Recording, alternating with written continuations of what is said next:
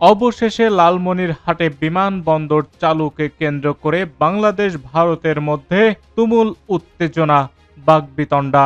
প্রয়োজনের নিরীক্ষেই অনেক পুরনো লালমনিরহাট বিমানবন্দরটি নতুন করে চালু করা হচ্ছে বলে জানিয়েছে সেনা সদর।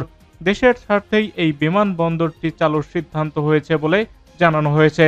তবে বিমানবন্দরটি চালু হলে পাল্টা ব্যবস্থা নেওয়ার হুঁশিয়ারি দিয়েছে ভারত। পাল্টা ব্যবস্থা হিসেবে ভারত তাদের ত্রিপুরা রাজ্যের কৈলাস শহরের ৩ দশক পুরনো বিমান ঘাঁটি চালু করবে। মঙ্গলবার ২৭ মে এক প্রতিবেদনে এই তথ্য জানিয়েছে ভারতীয় সংবাদ মাধ্যম এনডিটিভি।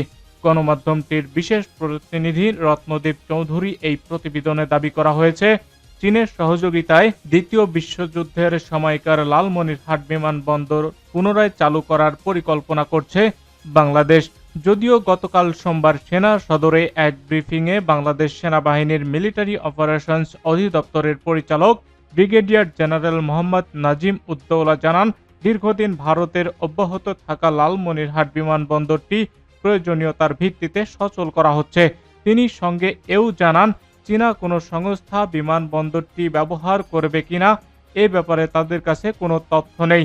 তবে ব্যবহার করবে কিনা এ বিষয়ে সিদ্ধান্ত নেবে বাংলাদেশ। তবে ভারতীয় মিডিয়ায় বলা হচ্ছে, চীনের সহযোগিতায় এটি সচলের পরিকল্পনা করা হচ্ছে। এনডিটিভি বলছে, রংপুর বিভাগের লালমনিরহাট বিমানবন্দরটি সচল করার বিষয়টি ভারতীয় প্রশাসনকে সতর্কতা তৈরি করেছে। কারণ তাদের শঙ্কা, এখানে চীনের সামরিক বাহিনী অবকাঠামো থাকবে যা বাংলাদেশ ভারত সীমান্ত থেকে মাত্র ২০ কিলোমিটার দূরে অবস্থিত। তারা আরও বেশি উদ্বিগ্ন কারণ ভারতের কথিত চিকেন নেক লালমনিরহাট থেকে মাত্র ২০ কিলোমিটার দূরে। এই চিকেন নেক দিয়ে ভারতের মূল ভূখণ্ড থেকে দেশটির উত্তর পূর্বাঞ্চলীয় সেভেন সিস্টার্স রাজ্যে পণ্য আনা নেওয়ার কাজ করা হয়।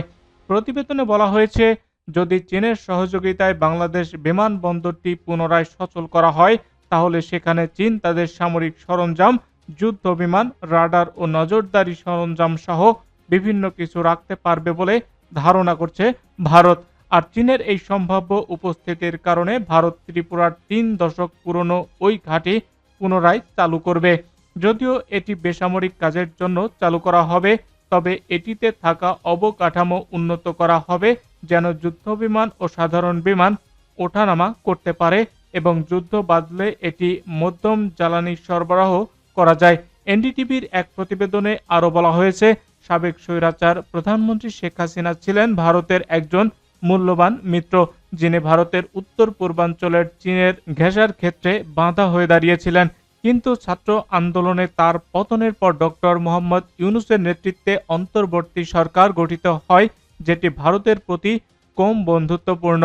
এছাড়া ডক্টর ইউনূস চীন ও পাকিস্তানের সঙ্গে সম্পর্ক উন্নয়নের পক্ষে, সেটিও প্রতিবেদনে উল্লেখ করা হয়েছে।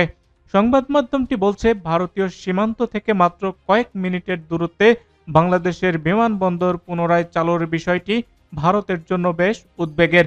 লালমনিরহাটে বিমানবন্দর পুনরায় চালু হওয়ার আলোচনা চলার মধ্যেই গত ২৬ মে কৈলাসহর বিমান ঘাঁটিতে একটি ভারতীয় প্রতিনিধি দল গিয়েছিল বলে জানিয়েছে এনডিটিভি।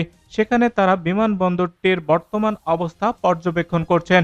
পরবর্তীতে ওই দলটি সাংবাদিকদের জানান, বিমানবন্দর নিয়ে রাজ্য সরকারের সঙ্গে আলোচনা করে পরবর্তী পরিকল্পনা ঠিক করা হবে।